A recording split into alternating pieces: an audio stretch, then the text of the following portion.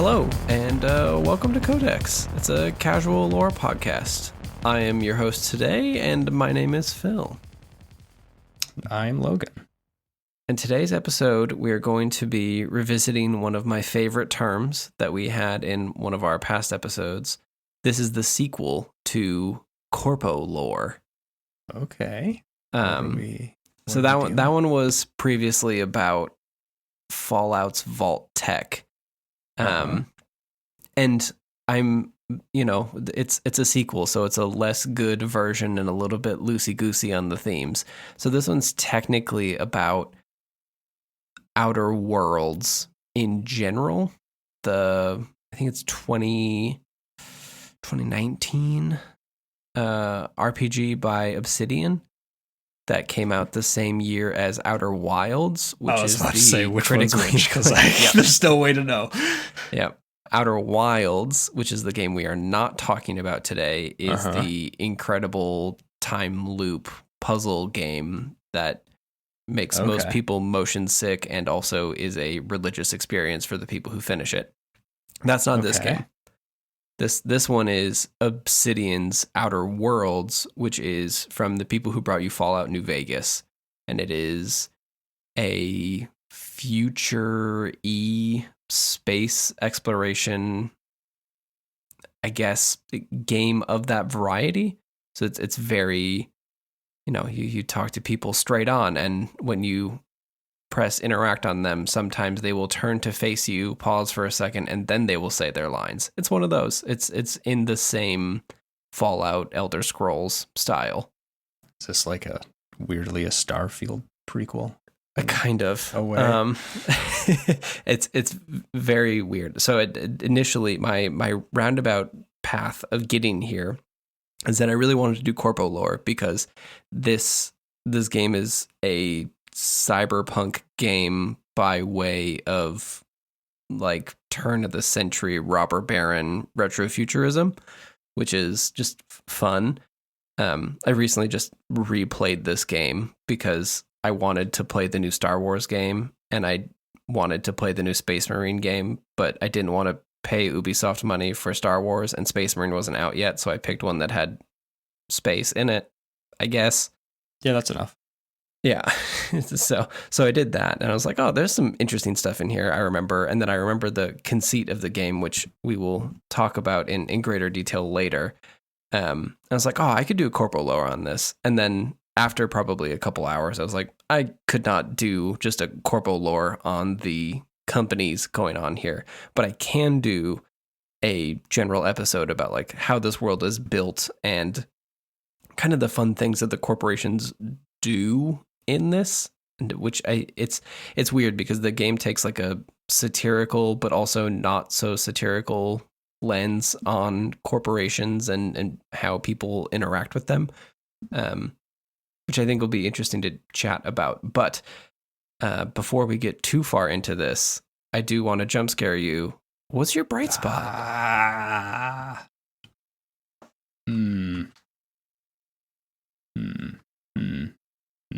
Oh, have you caught any of the celebrity number 6 weirdness on Reddit? Does that mean anything to you? Celebrity number 6. I know nothing about this. Okay. This is just like, I don't know, one of the last few neat Reddit things I've seen in a long time. So I'm going to butcher this, but you can find news stories everywhere if you want accurate information. Don't come to me for truly accurate things ever. Never do. Good. There was some fabric that existed. It had like flattened and stylized portraits of celebrities kind of like tessellated together. And it's got like curtains or like maybe a shower curtain kind of vibe to the fabric. And someone posted a picture of it. I think it was like 4 years ago, maybe. Number of years ago now. And people thought it was kind of neat. And then there was let's figure out who all of these humans on this piece of fabric are. And over the course of time, people were able to find, either the exact photo that the portrait came from or very similar ones for all but one of these individuals. And for multiple years, no one knew who celebrity number 6 was, because they numbered each of them on the fabric to make discussion possible. That's fantastic. Okay. And it has so there's an recently been identity solved. There is an identity. Yeah, I believe she is an Italian model, I think. Okay. I read this yesterday, so I'm a little fuzzy. Yeah, I don't know. It was a rabbit hole that a lot of people fell down. Not a lot. A few people fell down very deeply over what is essentially a very meaningless thing, and it's neat that has come full circle. Yeah, that's awesome. I love when those things end up happening and there's a good, interesting resolution. I feel like too often it's someone found a safe in their house and then you either never hear from them again or there's nothing in there because, of course, there's nothing in there. Yep. But sometimes it's doubloons, and I always love it when it's doubloons. Or like an unexploded landmine. That's the other thing that shows up sometimes. Yes. Yeah. People are like, what's this? Everyone's like, that's a mortar. Don't touch that. And you need to call a person. Jesus, don't touch that. Yeah. So yeah, that's going to be my bright spot for this week, because it is the right kind of meaningless, delightful nonsense story. Yeah, that's good stuff. My bright spot for today is... we went to the zoo today. I took the boy to the zoo because we needed to have a fun activity to do in the morning, and it was finally nice, beautiful weather out, so we were able to go there and have a good time. But the zoo here, they do zoo lights. Are you aware of what this is? No. Is okay. that No, I have no idea. So I don't know what the origins of it are, but basically the zoo by us it's in like a very old park. So it's kind of like a very sprawling zoo instead of something that's like really tight and confined. And so every spring and every fall, I think, there's some organization. I'm assuming that it's a like Chinese heritage organization or something, just based on it almost...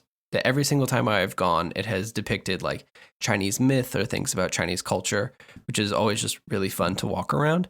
But they're giant like wire and like fabric sculptures that have lighting in them. So you'll walk down a like 12-foot tall archway of just orchids growing and, massive bumblebees that are over there and like pollinating them. Or you'll walk past, one of the ones we saw was, they must have been like 20-foot tall and 50 feet long Chinese dragons flanking the pathway to the birdhouse.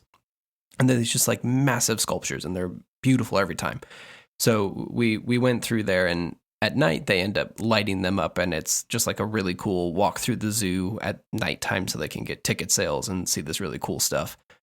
But they just started loading it in, and I think they're getting pretty close to being done with it. So we went to the zoo, and maybe unfortunately for the zoo's sake, the animals were not the main attraction for us when we went there today. And instead we walked around and hugged all of the pandas and all of the fun little animals that you get to see around there that will be lit up at night. But during the day, it was just a fun little touch and go nature museum.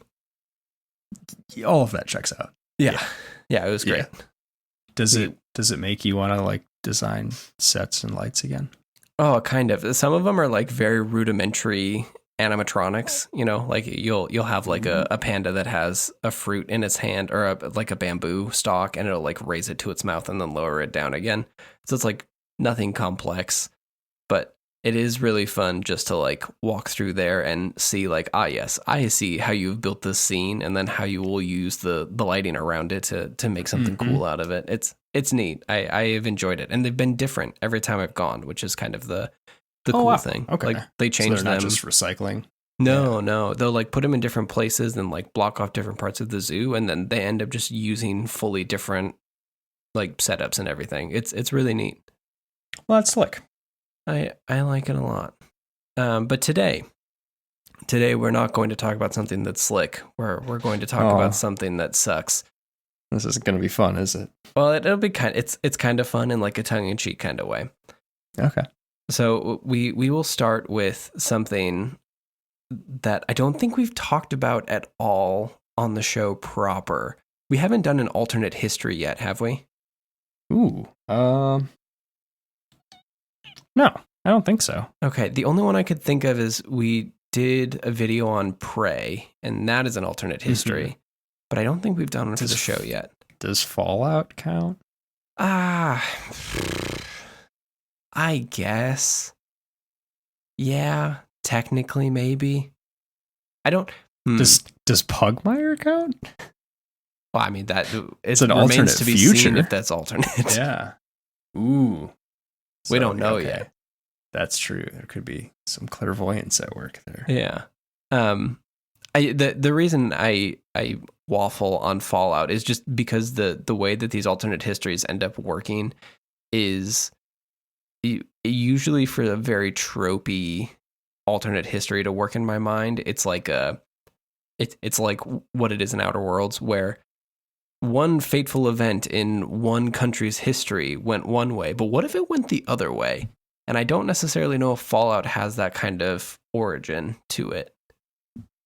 Like an inciting incident of sorts, or kind of like leaning into the great man theory of history sort of format. Oh wow, you've hit my second bullet point. Yes, the great man theory.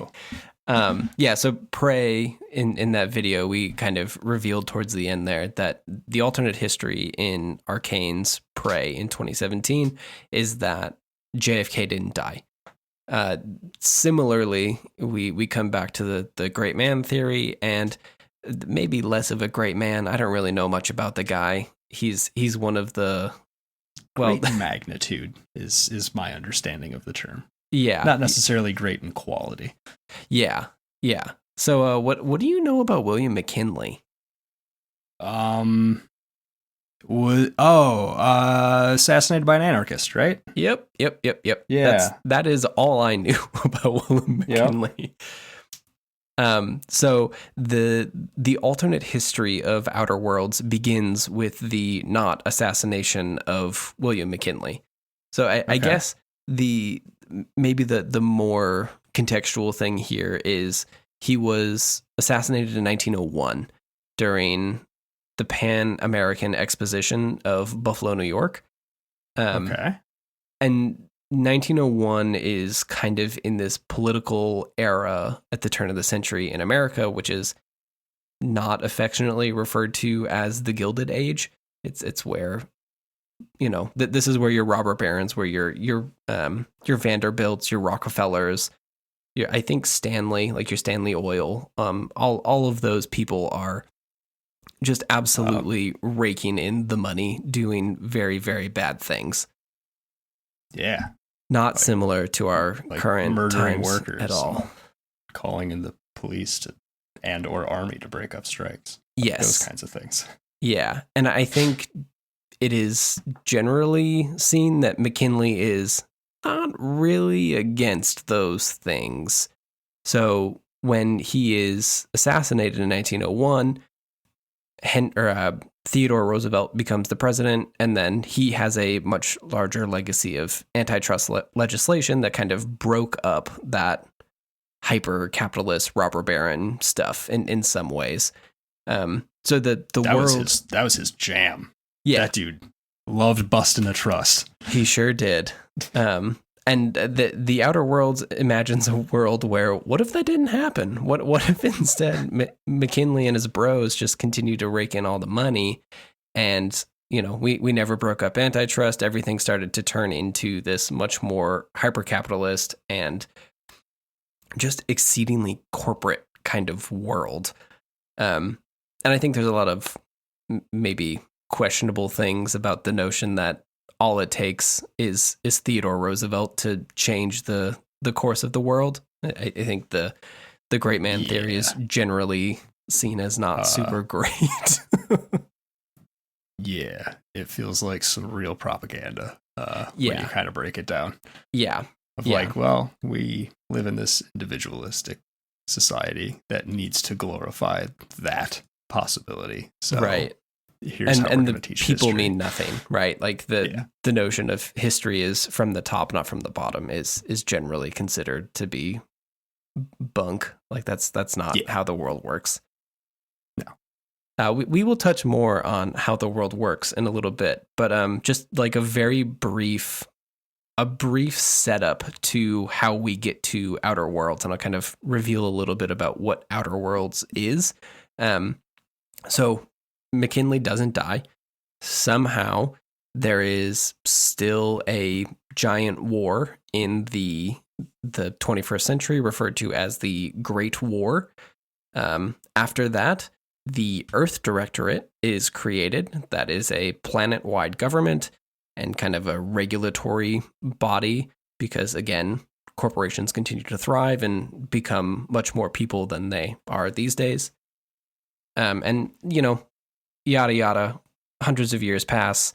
And now the Earth Directorate is the group of people who are in charge of cataloging and then giving away off-world colonies and systems to the highest bidders for settling or, just robbing for their resources, most likely.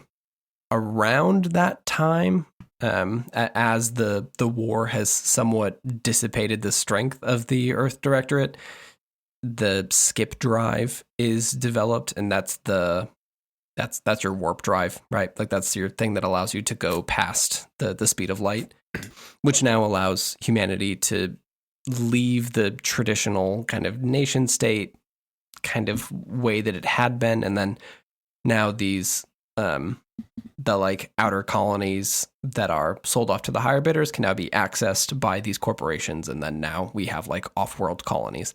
And kind of the big difference here from something that I think is becoming more prominent in our current discussion of future colonization is that it's not related for science or religious or even political reasons.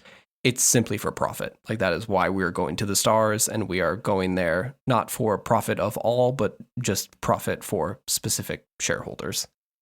The children yearn for the space mines. Yes. So we kind of jump forward a little bit so that the game takes place in the 23rd century, which is funny because when you look at it, it's still very much like Tin Man outfits, and it has a very good retro future vibe with a funny cyberpunk bend to it. I guess it's kind of an odd thing to place just because of the strength of corporations.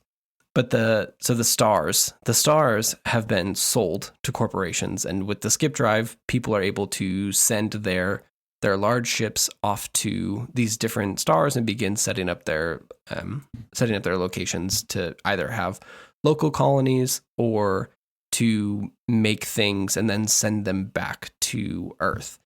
And at some point during all of that, the Earth Directorate sold the Halcyon cluster to the Halcyon Holdings Corporation. And that is the Halcyon cluster is where the game takes place. So you are someone who awakens in the Halcyon cluster, and then you run into all these different corporations and have to solve a problem. The Halcyon, this is going to be a little org charty for a minute, so you just got to sit with me. That's fine. I can work with that. So the Halcyon Holdings Corporation is a holding corporation of 10 different corporations, and they all come together and have pooled all their money together to buy the Halcyon cluster, which is one of the furthest away from Earth.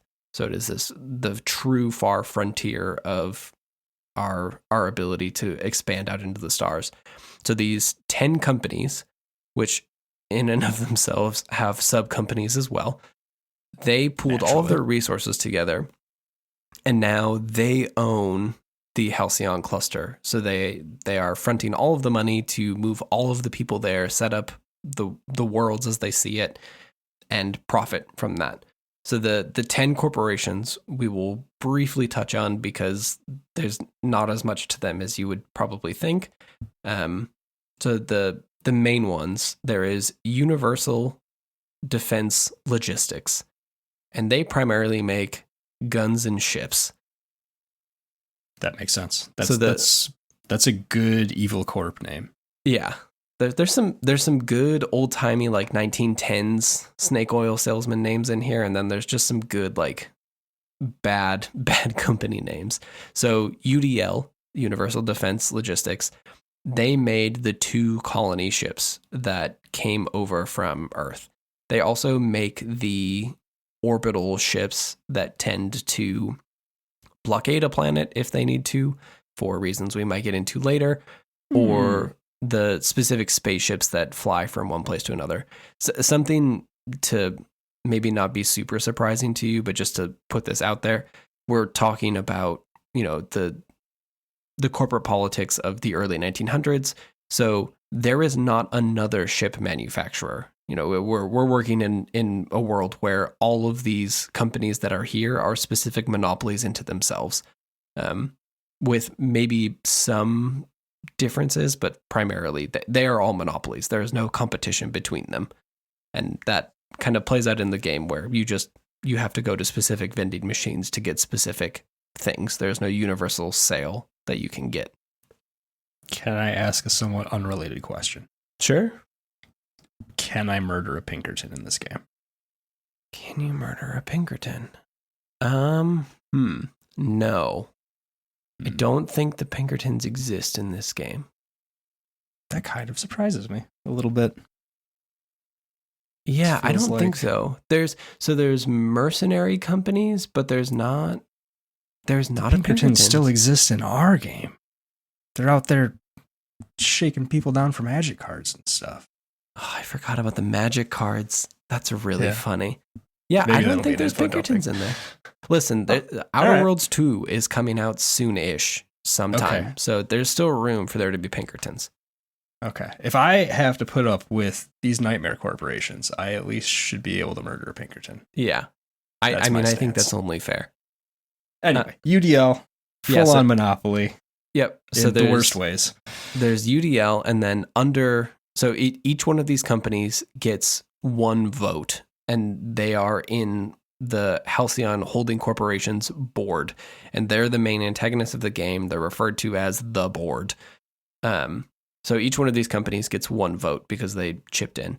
So underneath Universal Defense Logistics, there are 3 additional companies that are owned by UDL. So the first is Spacer's Choice, which is the whole reason I wanted to do this episode, because it's just a really corny, dumb company, and I felt like there was something there to do. There really isn't, but their whole thing is that they are the Walmart of space.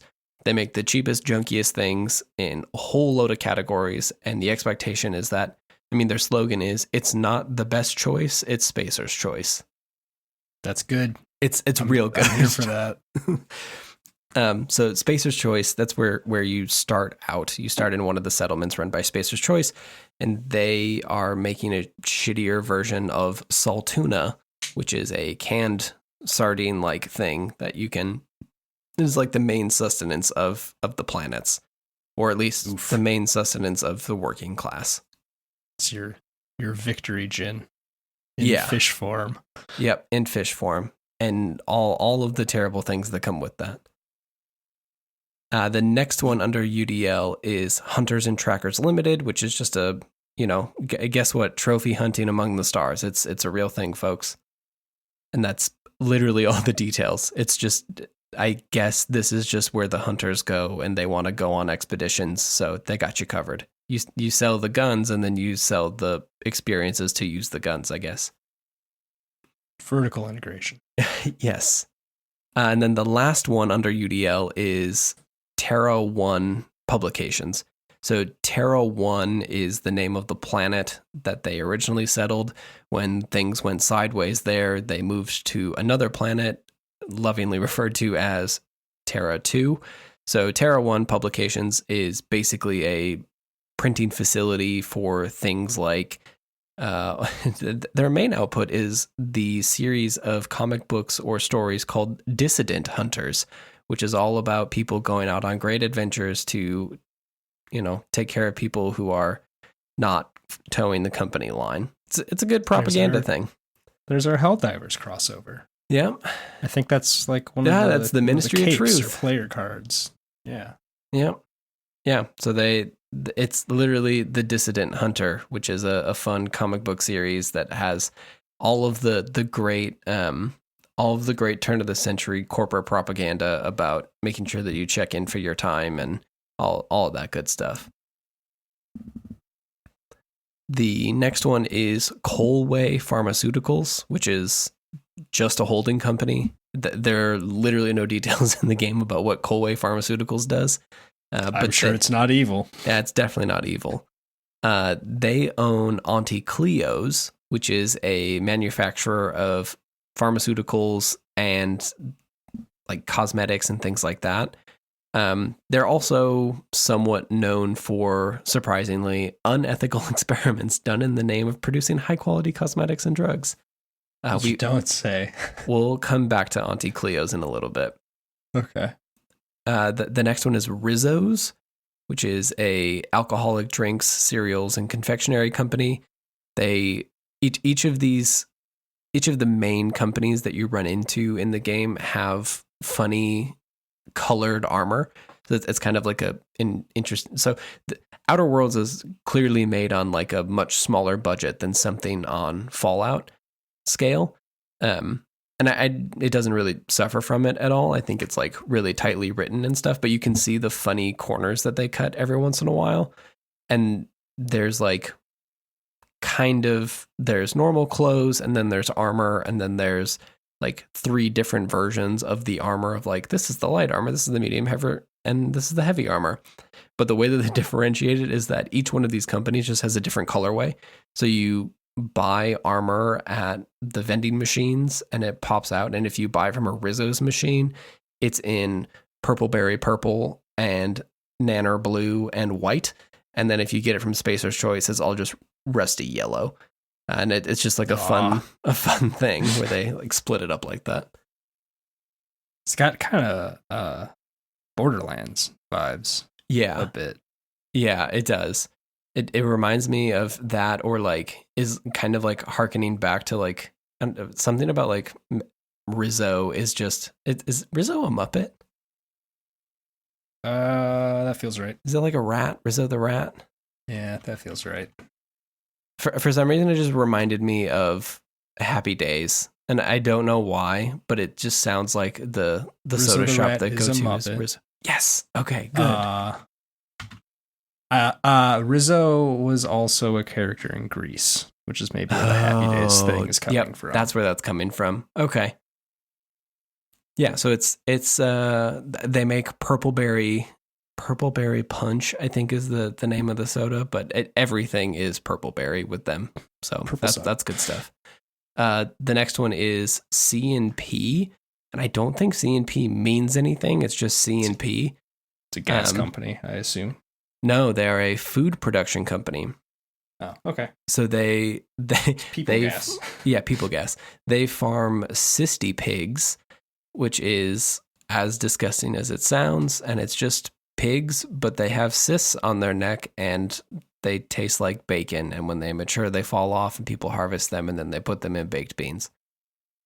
Is that that feels less terrible than doing a pig murder? Yeah, we'll come back to them. Or do they find different ways to make it horrible? Okay. Yeah, they find better ways to make it horrible. Okay. And then the last one of the corporations that we're dealing with here is Monarch Stellar Industries, MSI. They are the original exporters of Saltuna, and that's kind of all that they did. They had the fisheries on Terra 1, and then bad things happened on Terra 1, and now they're stuck there. They're kind of like the second act people that you work with the most. What's their color scheme? They are like a dark red, a dark blue, and a yellow. They're pretty good. Yeah, I like that. UDI is your classic everything gunmetal, so that's fine. Okay. That's tough to steer away from. Yeah. Spacer's Choice is fun because their armor is just kind of boring yellow stuff, but I think they're the only ones that you can buy a mascot helmet for, and their mascot is just a giant ass moon with a top hat on it that glows. So, that's just where you end up going. That's pretty good. Yep. Is there like do your characters react differently to you depending on your allegiance based on your clothing? So I don't think they do it based on corporate allegiance, but there are other groups of people in the world. There's Marauders. There are the other group I think is called the Iconoclasts, which we'll talk about a little bit. And they have specific armor that people will, if you go into a corporate place wearing Marauder armor, they will mention it. But no one, like a chill way, or in a we're gonna murder you kind of way? I haven't had anyone do it in a we're gonna murder you kind of way, but I have had someone be like, hey, I see that you're wearing Iconoclast armor, and look at how cool I am with that. Isn't that neato? In a hello, fellow kids, I'm not a cool suit like worse. You think I am. Yep. It is. Yeah. Do the murder instead. Yeah. So those are your main factions sometimes that you end up dealing with. They're also like quest givers and stuff like that. You'll run into most of these corporations. And I guess maybe like a very rough view of what the Halcyon cluster looks like in relation to those is that primarily when everyone came over on their colony ships, they started to terraform Terra 1. Things didn't go great, to be revisited. They moved to Terra 2, and that has been going also not great, but for different reasons. And then there is a third planet. I think it's a third planet. There's a third planet. Oh, no, it is on Terra 2. Okay. So there's Terra 1, which is the first place that they went, and it went bad. And then there is Terra 2, where things didn't go great, but are slightly better than Terra 1. That one also burned down, tip over, and sank into the swamp. Yep. But the third one is also on Terra 2, and it's the city called Byzantium, which is... that'll go well. Yeah, sure. It's probably fine. But that's like the main city, and it's kind of like a cyberpunky walled city and that's where all of the like heads of the corporations are. That's the capital of the Halcyon cluster, if you will. And then there's a series of other places like you can go to different. I think one of the ones is like a murder mystery in a different place. Oh, of course, there's Tartarus. The planet Tartarus is where all the that's the prison. You guessed it. Yeah, that's where all the dissidents go. Is they go to Tartarus. At least they're not making us think too hard about it. Yeah. So the colonization effort to get into the Halcyon cluster, it started with 2 ships. The first is the Groundbreaker, aptly named. It arrived on schedule to the Halcyon cluster, and this is where half of the people who would end up taking over the cluster and kind of like building all of the cities and getting the industries going and everything. This is also where the board came across. And these ships are, they're like cold storage ships. They're your classic, use a like warp drive. Mm-hmm. Everyone goes into cryo sleep and then they all wake up when they get there. The journey takes about 10 years of skip travel. So there's like a small crew that is alive and kind of like running the ship and making sure everything works, and then they wake everyone up. So do we know how far this is going? No, not really. There's not like a real discussion about like actual distance. I think part of that is just the setting itself. They don't really get into the science of it all, really. That's fair. Even some of the science that you see is like also turn of the century styled. Okay, so we're getting some like melding there too. Yeah. So these types of properties tend to do better when they stay general. Yeah, especially when have to be like consistent with the alternate history timeline that they're setting up. And it's like, well, somehow 300 years have passed and it still kind of looks the same, but we're not going to talk about it too much. Yeah. Somehow Palpatine returned. Yeah. Yeah. Yada, yada, yada. Yeah. So they started to colonize Terra 1. And so there's some problemos with that. Primarily, the process of terraforming the planet turned the native flora and fauna much more violent and hostile than they were previously, which has kind of been a problem for those people. So they shut down the planet, said, hey, get the hell out of here and go to this other planet called Terra 2. Don't worry about it. And then basically sectioned off all of Terra 1, now renamed as Monarch for reasons. And just don't go there. Just don't go there. You can't go there. We can't trade with people there. There's definitely not people there. Don't worry about it. We're over here now. Everything's fine. We're all fine here. Yep. Yeah. So that's the first ship. The second ship, the Hope, should have arrived on time with the Groundbreaker. And they were staffed with scientists and, all of the other people that you need once a civilization has like started going and you need to start innovating and keeping everyone alive. Like now the grunt work is done. We can now move in the people who are able to keep us all alive in like a long-term kind of way. However, it doesn't sound like they made it on time. They didn't make it on time. So they get like LV-426. Not that bad. Okay. So I guess at some point there was a problem with it was 9 years into the 10-year journey. Oh, that's most of it. Yeah, most of it. The skip drive failed, and then they had to spend the next 26 years going at sublight speed like to impulse get there. Power. Ugh. Yep. They didn't make it very long. Like the alive crew did not make it very long, but it made it. So the Hope was finally found drifting at the edge of the Halcyon system, like decades after the Groundbreaker had like opened up and got people onto the ground, building industry and everything.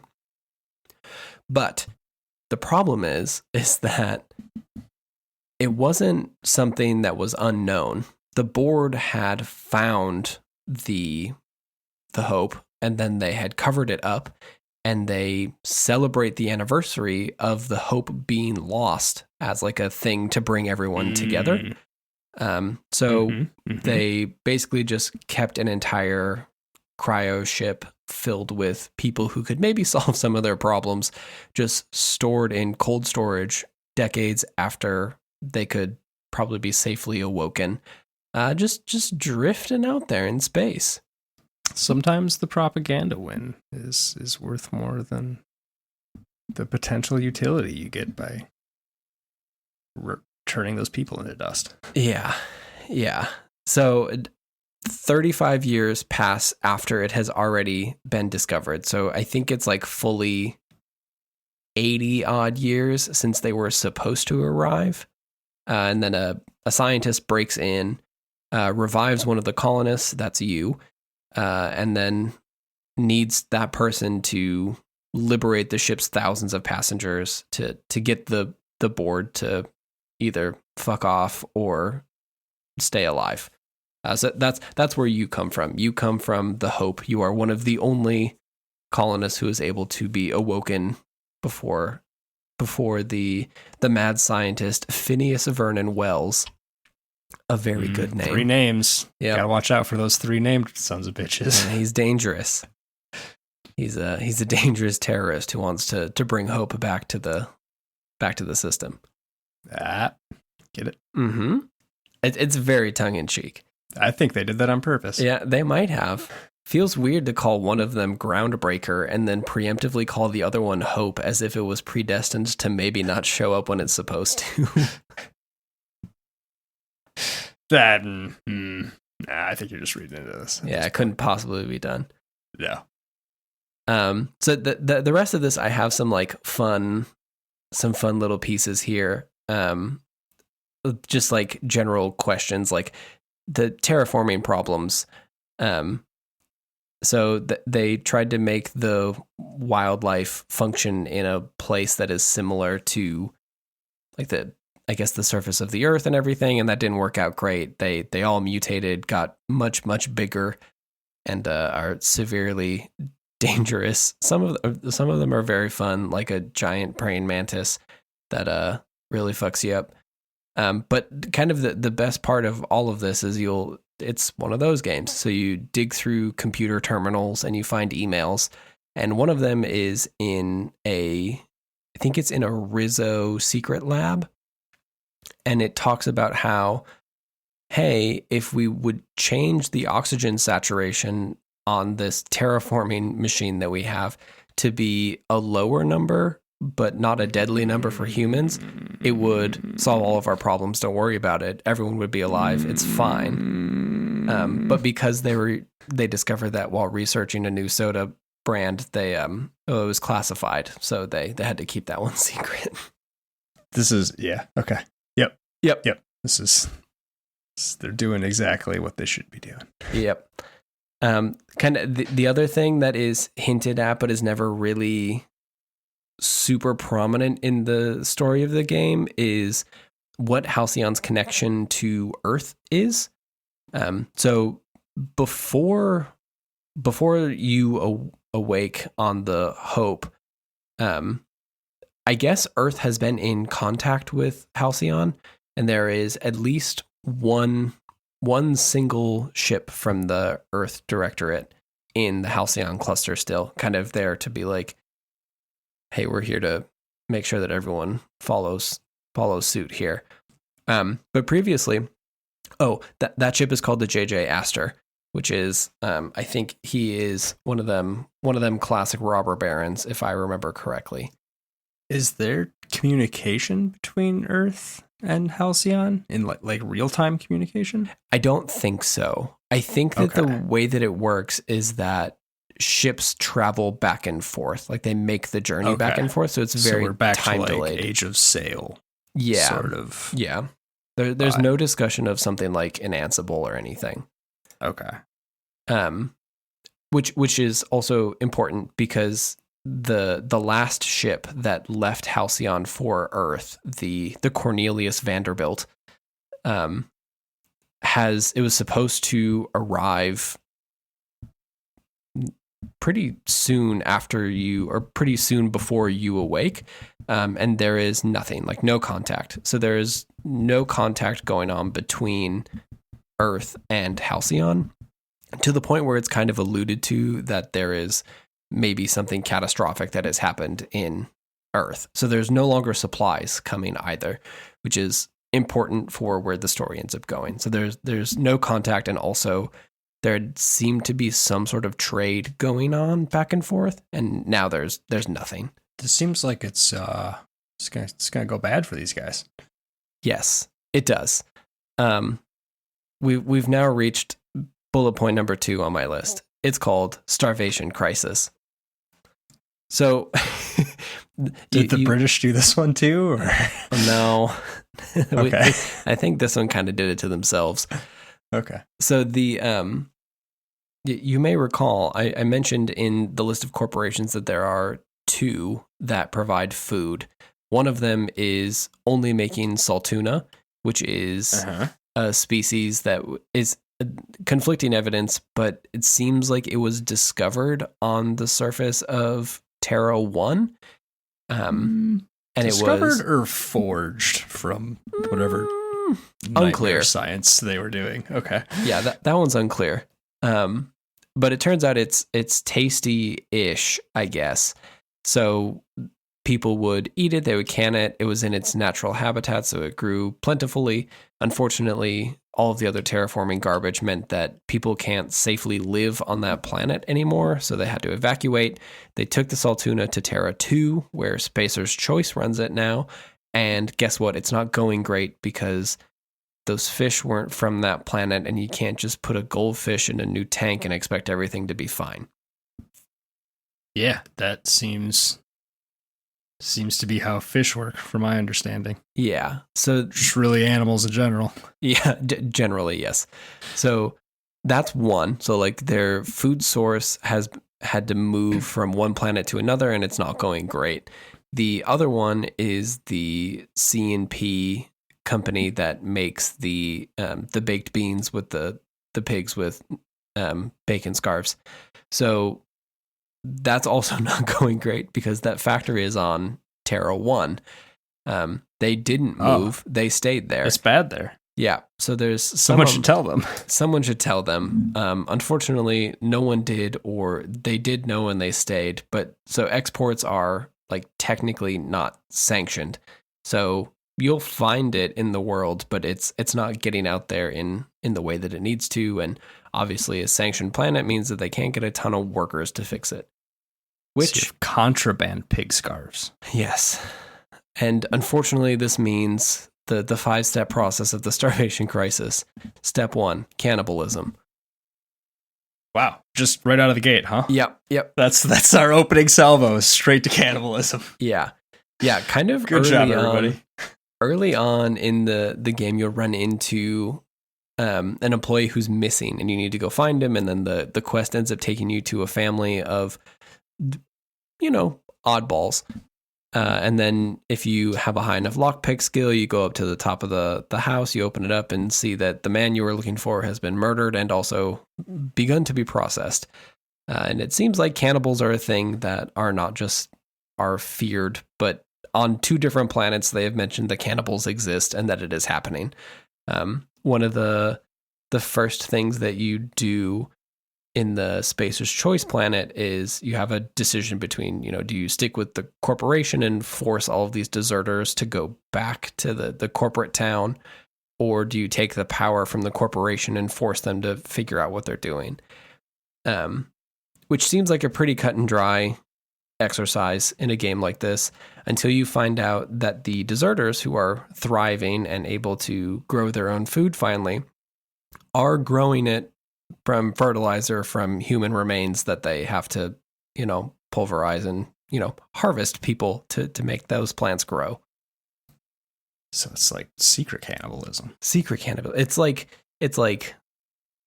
3 steps from Kevin Bacon cannibalism, I guess. Like you're not quite eating people, but you are eating the byproducts of people. Yeah. Speaking of the transitive property of cannibalism. Yeah. There's your title. So remember that CMP factory I was talking about? Is it people? It's not people. Okay. But the pigs are fed on people. So it's, transitive property people. Yeah. Okay. Yeah. So Yeah, I'm fine with that. That's probably fine. It's actually, so it's not just people. It's the people who work in the factory who don't decide that they want to do the 23-hour workday. Oh, that's worse. You made it worse now. Yep. So that's less recycling and more just cycling, I think. Yep. Yeah. So it's that. And one of the fun things you can do as a quest there is that you find out about the factory because the person who runs kind of the underworld on that planet is like, hey, this guy's a real pain in the ass. I would like to have a factory that makes money. So if you could go kill him, that would be great. And you go there, and I snuck in there and talked to him. And I was like, man, that's some dead bodies you got right there. You feeding them to those pigs? And he's like, yeah, I am doing that. But hey, I have a deal for you. What if you talk to the lady who wanted to kill me and instead tell her that if she drops her bodies off right here, I'll just be a cleaner service for her? And that's a choice you can make. You can either kill everyone, you could kill one of them, or, keep the machine going, make sure the people get fed. If you do a murder, can you feed him to his pigs? I don't think so. I mean, I don't know if there's like a Skyrim drag the bodies kind of thing in this, but that would be fun. Feels like they're setting up that kind of morality play. Yeah.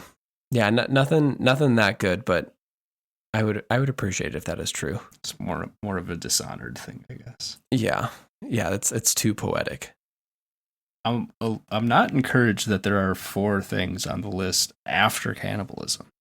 Oh, okay. I lied. There's technically only 3 things. That's still bad. Some of them are less aggressive. Some of them are just funny. The next one is chimeras. So they are scientists who are studying, I guess, like, or developing chimera plants. So taking the actual the plant life that is on these different planets and trying to genetically engineer them to be more sustainable for human life. Mm-hmm. The part where it's well. yeah, the part where it's not great is that I think that's how you would do it if you were like trying to make this in like a Starfield game. Unfortunately, what they do is the opposite.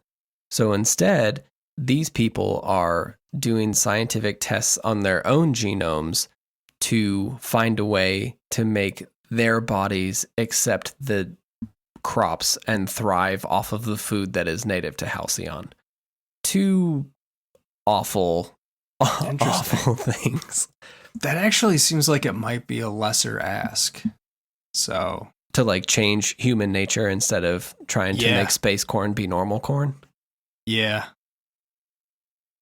Yeah, because you have to make the space corn be normal corn in space, where it's already space corn. Yeah. I see. I see. You can only from. Ruin that planet once. We found that out with the first one. With the first one. Yeah. Yeah. You can ruin a lot of different people once, which seems to be kind of their vibe anyway. That's true. Yes. Technically, the main scientist in charge of this program and her entire team, they refuse to work on prisoners and people who skipped out on work. They tested on themselves, and that has not gone great, and also has maybe robbed the entire colony of the people who are smart enough to solve the problem. Yeah, that seems bad, right? I mean, if your other option is the prisoner testing, that's a tough hurdle also. Yeah. You find out from that main scientist, because obviously she is still alive she's in Byzantium, the big walled city of corporations. And she's the one that you find out from that the ship that the Cornelius Vanderbilt that left from Halcyon to go to Earth never arrived, because she had given them her scientific notes to like work with Earth scientists to solve this problem. And something happened on Earth where the line is dead, honey. Nothing's coming back. So it's just bad for her all around. Have the Halcyon folks just accepted that like the Earth connection is done forever, or is there still some assumption that may be reestablished? Like, are they sending out ships to go back to Earth? No. So there's not really, as far as I can tell, there are not ships that are capable of making that long trek. So the cold storage stuff relies on a very specific type of a very specific chemical, which the board throughout the game, you find out, has been hoarding this very particular chemical that is like required to activate the cold storage stuff. So ships could potentially fly back to Earth to find out, but that is a 10-year journey they would have to make and then come back. So news would take 20 years to get there just to find out what's going on, and you'd have to have a ship capable of it. And most of the ships you see are like teeny tiny. They're like boats. They're not big ships besides the Hope and the Groundbreaker. Okay, that tracks. I suppose you probably want to be doing other things with those resources also. Yeah. Shooting them into the darkness and hoping for the best. Yeah, and hoping something comes back. Yeah. So the starvation crisis of the game, which is kind of like the crux of what you're trying to solve, your first actual interaction with it is on a small second planet that you go to that have you visiting a top secret research facility. And you go to this research facility because the person, your underworld contact, told you, hey, there's probably some juicy research you can steal from this place, and it's probably abandoned because it was overrun by scary creatures. So just go in there, kill the creatures, grab whatever cool research you can, and get out. And you find out quickly that there's still some scientists there who sent out that distress call. You do a bunch of odd jobs, find some different things there, and you come across a top secret product that this Auntie Cleo's facility was making. It's very top secret. It's really important that you give the notes back to the main guy. And then you find out that actually this product that they were researching that is so top secret and so important to them is diet toothpaste. I have questions. Yeah, go ahead. I feel that implies the existence of non-diet toothpaste. Yes. Does their diet prefix also notate a lack of sugar, as ours does? It doesn't. Well, kind of. Okay. It is toothpaste to help you diet. Is it just like amphetamines or meth? Or nothing that just good. Uppers? Just so rubbing your gums with uppers all day? See, it's still actual functional toothpaste. It's barely better than just regular toothpaste at actually dealing with cavities, which is good, great stuff. The purpose of it is that it is an appetite suppressant.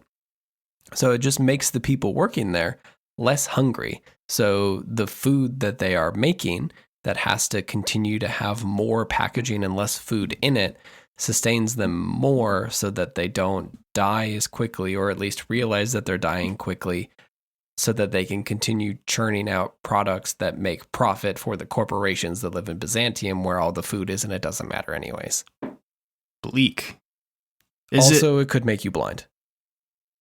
Oh, well, I just assume that's sort of yes, without stated. Yeah. I feel like makes you less hungry and makes you require less food to not die are different things. Correct. So, yes. Okay. Yep. Yeah. Just checking. Okay. Yeah. It's literally in one of the messages. It says the need for less food to satisfy our workers can add greatly to our bottom line. So marketing is focusing their efforts in that direction.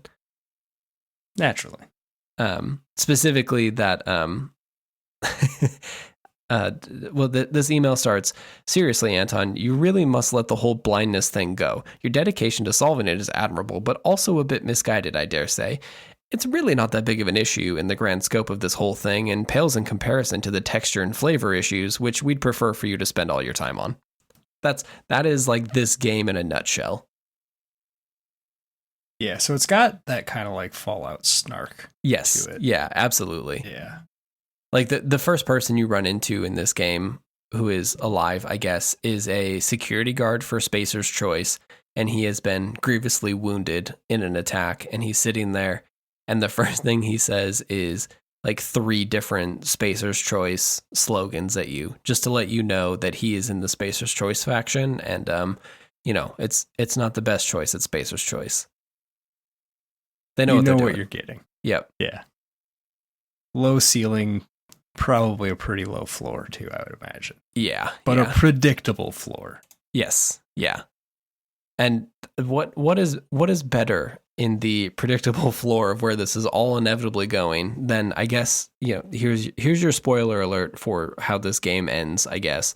But you go through all of this, the diet toothpaste, the cannibalism, the scientists who are trying to make humans be better at eating the food here, and you finally make it to Byzantium. You go to the big gilded city, and you run into Chairman Rockwell, who is the chairman of the board, and he wants you to do something for him, and it is getting all of this chemical that he is kind of like sequestered away, and take the hope that he knows that you are from, and just go park it over by that prison planet. Let's talk about that a little bit. And it is part of this great initiative that they've put together called the Lifetime Employment Program. Not a fan, but okay. So the chairman of the board wants you to move a generation ship that has cryopods to the prison planet. He has also hoarded all of the chemicals that you need in order to put people in cryo sleep. Yep. Makes sense. As part of a program called the Lifetime Employment Program, the crux of which, well, it's everyone's lifetime, unfortunately. The way that this works is that the food is running out. There is like not a ton of food around to sustain the entire population of Halcyon. However, we do have a big ship that has room for thousands and thousands of people. So, what if we turn the prison planet into an Ellis Island processing plant of some variety?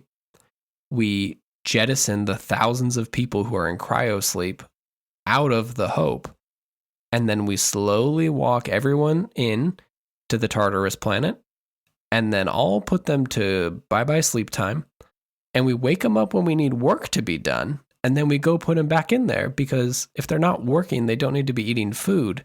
Meanwhile, we on Byzantium are using all of the food reserves that were made for the thousands and thousands of people, and we're just living pretty out here. We'll be dead before this all craters anyways. So there's no end game there, right? I mean, they die, right? That's the end game. Hopefully it keeps going after them, but it doesn't really matter. Yeah. Okay. So they're just trying to buy enough resources until their ship comes to port, essentially. Yes. Yeah. And to hell with anyone after that. Yes. And why did they need to leave Earth for this? This seems like they went to a lot of trouble they didn't need. Yes. But, I mean, maybe it was going to go great. Like, maybe the profits were going to be flowing when they got there originally. But now that things have turned, it's time to repeatedly revive human subjects from hibernation so that they don't die, but also so that they don't necessarily live. I am surprised that there was leadership that made it out this far, this early. That seems like not the thing those people do. Yeah, I think the bigger question for me in seeing some of the people that you interact with is it's unclear to me if the corporations who purchased the Halcyon system are only in Halcyon. Like it's hard to know if the CEO of UDI is the chairman of the board, or if these are all middle management bureaucrats who are hopped up on a little too much power. That tracks better for me. Yeah. And that's kind of how I've been looking at it, because most of the people you run into who run the towns are like low-level middle managers who care about their performance reviews and want to be promoted still. And I think that's generally like that is generally the game's lens on corporate bullshit anyways, is with that they're all middle managers who don't care about you kind of tone. Yeah. That it does have that affect to it. Yeah. For sure. Yeah. Hang in there. It's got that. Yes. So that is the starvation crisis in Halcyon. And each one of those points, you kind of, as the player, have a way to do something with it. Like, obviously, the alternative to the lifetime employment program is you say, fuck off, I want those chemicals, and then you awaken the people on the Hope, and then it's filled with scientists and people who can come and help stabilize things. It just means that the board will fall. Or you go the other way, and you can finish this game by being a good old corporate lackey and putting all your best friends in the cold storage and in the pig farm. Yep. And then you just live happily ever after on Byzantium, I guess.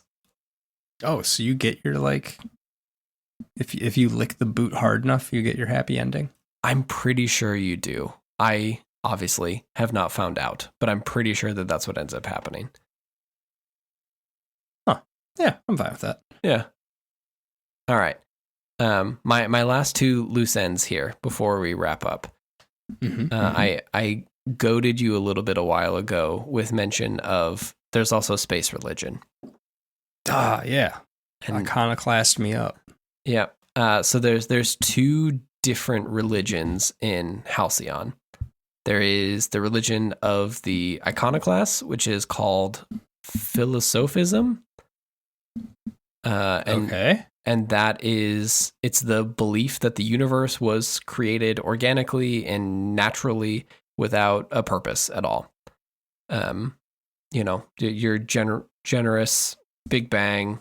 This is what I feel like most atheism is to some degree. There is no truth. It is simply it is, and we must live with that. Things just are. Yeah, because they have been. Yeah. And there's like some amount of actual like religiosity to it. So, by being part of the cosmos and fulfilling a role in the universe, you are, receiving the eternal truth. Like that is the eternal truth, that your job is to be a part of this and that you have a role, but that role is completely predestined to you. And then coming to understand that and then being a part of the journey is what kind of makes you divine in some ways. Okay. Yeah. So it's a little bit more like spiritual than pure atheism and like nihilism. Yeah. At like the far extent of that. That feels like vaguely, I don't know, Hegelian or something. Yeah. I can see that. Yeah. So that's okay. What's the crazy one? Yeah. So philosophism is the religion of the outcasts. Like those are the people who are, they don't work for no corp man. They believe in egalitarian things, and we're all just out here trying to survive, dude. Vaguely romantic enlightenism, sort of. Oh yeah. Yeah. Yeah. So their main quest is that you have to get spare parts for a printing press so they can make propaganda to spread across the world. So that's where they're at. That's where they're at. Yeah. Okay. Yeah. So the state religion. Bring on the crazy. Yeah. So the state religion of the corp sanctioned state religion of the Halcyon cluster is called the Order of Scientific Inquiry. The OSI. That's good. Yep. So it's a little bit deist and it's a little bit predestination. Secret police? Because that's what it sounds like. It's not that bad. It's much more. It's less Pinkerton and more predestination, but by way of corporate structures, because it's the state sanctioned one. So the core belief here is that there is someone is called the Grand Architect, and in the beginning of everything, they created a perfect system. And then they walked away. So they somehow created a perfect system that can be quantifiable and understood. And then just decided to like set that Newton's cradle going. And then they walked away and let it just happen. And it's a little Darwinian, which is funny because we were talking about that earlier. It is colloquially referred to as scientism, because everything is mathematical, can be understood, and there is a path that is followed because it has all been set in motion, and all we are to do is to follow along the path. Okay. How long before we're like measuring skull bumps? Because that feels like where this goes. Yeah, I think the assumption is that we've already done that, and we've now moved past that maybe. That got boring. Yeah. So it's basically the notion that you can understand the properties of the particles in the universe, and then by understanding those properties, you will be able to know everything. So once you crack the code, you'll be able to know the future, the past, and everyone's place within the plan.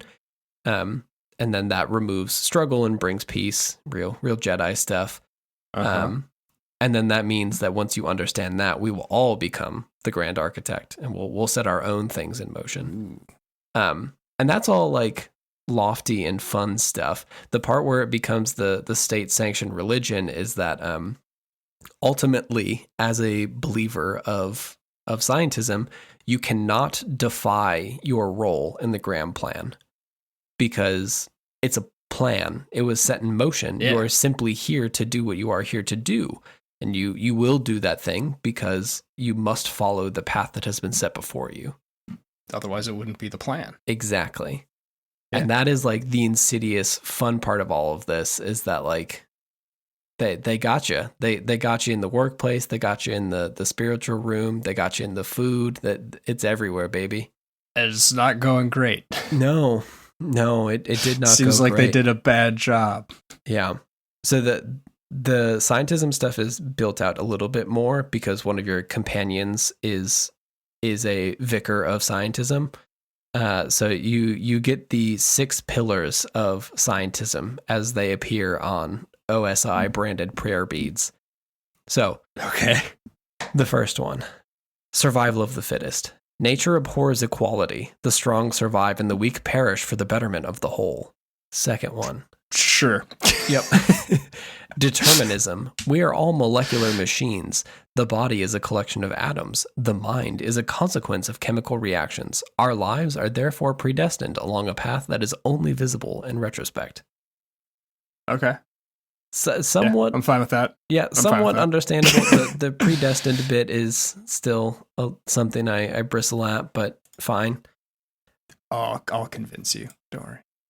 The next one, empiricism. The only real knowledge is that which we can observe, quantify, and measure for ourselves. Scientific I guess we're not doing math then. Scientific No a experimentation. priori knowledge? No. You don't need that. Okay. Is there math in here? There's not math later. Okay. The only way to understand the elaborate blueprint of the universe is through scientific experimentation, which does have a basis in math, but I guess we're not talking about it. Yeah, that's fine. Step number 5, stoicism. Reason, not emotion, is the seat of morality. Wisdom means accepting the vicissitudes of life with grace and dignity. Again. Yeah, this is we're doing a lot of Christianity here too. Yeah. Which is intentional, I'm sure. Oh yeah. I would assume this is supposed to be an outgrowth of like the going full corpo on that. On those concepts. I haven't done any looking into like what if there are like more, this is an absurd thing to say, but if there's more like corporation friendly religions in this kind of way, but I imagine that a lot of this ends up like by mashing classical concepts like empiricism and stoicism into something that is like a belief structure is that does not feel far from where we are now. Like that there is an incredible uptick of business books about using stoicism in your daily life. That I mean is like Shuds have been reading The Art of War and like misapplying ancient texts for a long time now. That's true. Yeah. We've all picked up a copy of Machiavelli just to see what's up in there. Yeah. But like I don't think that has a lot of like one-to-one parallels with having like an MBA. No. I feel like that's the crowd that swallows that. Yeah, that's the Twitter crowd. Yeah. Next one, teleological order. All things have a reason for existing and a purpose to fulfill. The purpose of humanity is to eventually unlock and solve the universal equation. How have they come to these conclusions? Do we examine that at all? Well, it's all part of the plan, you see. How do we know what is and is not part of the plan? Well, it is part of the plan. There is no is not part of the plan. Well, that's just full determinism then. Yeah. But that implies that there's no free will in their argument, which I feel like is not quite their jam either. Or is that? It is. Like if you're going hard determinism, that negates the concept of free will. Those are at odds with each other. There is a notion of being able to, they kind of refer to it as a rubber band effect, kind of. Like your path is a rubber band. You can kind of stretch that rubber band in different directions, but ultimately, the harder you pull it away from like neutral, the harder the snap is going to be when you come back, because you will come back because you are here to fulfill a purpose and part of the plan. So there is a notion of like that stretching of the rubber band is maybe not determined, but it is, I don't know. This is where I start to fall apart. The difference between like determined and predestined. Like what we don't have time to get into the differences there, but I still don't really grok it. We could do a whole weird episode about all kinds of dumbness around predeterminism and does free will exist? Maybe that'll be an info dumping one of these days. Yeah, that would be a fun one. I will sit back and argue both sides of that one. Yeah, I will too. I'll pick whichever one you don't want. I don't care. Perfect. The last one here in the OSI playbook is the patronage of science. The purpose of humanity is realized through scientific achievement. Advancements in science and technology bring humanity closer to fulfilling its role in the cosmos. Which is just a platitude, I think. Like that's just a nice thing. Yeah. Yeah, that's a lot of words that don't actually like mean a thing. Yeah. It feels odd that that's on the prayer beads, but you know. I wonder how this ties into the decision to terraform humans to eat the space corn instead of doing the planet. Like, is there like a human supremacy kind of vibe to this at all? Or is the plan above those kinds of considerations? I think the plan is probably above those. There's not necessarily... So the only aliens you run into are, you know, like seen as beasts or interacted with as beasts. Like they're all bloodthirsty monsters who come and get you. So I don't know if the whole like human supremacy thing is even ever tested, really. There's not really a discussion of like, if we found intelligent life, like what is our way of dealing with that or that. I kind of would assume that human supremacy is perhaps just, I don't know, accepted based on the setting. You know, if you kind of extrapolate where we were in 1901, circa McKinley, I can't imagine that there's a very welcome all comers perspective to that. Yeah, it feels like it might just be sort of baked in. Yeah. That's an assumption. Yeah. Well, this is some real drudgery you brought us. Yeah. I was looking back on it a little bit about how when we started the show, it was like, oh, let's make it a positive, fun time. I only want to talk about things that we enjoy and have a good go of it.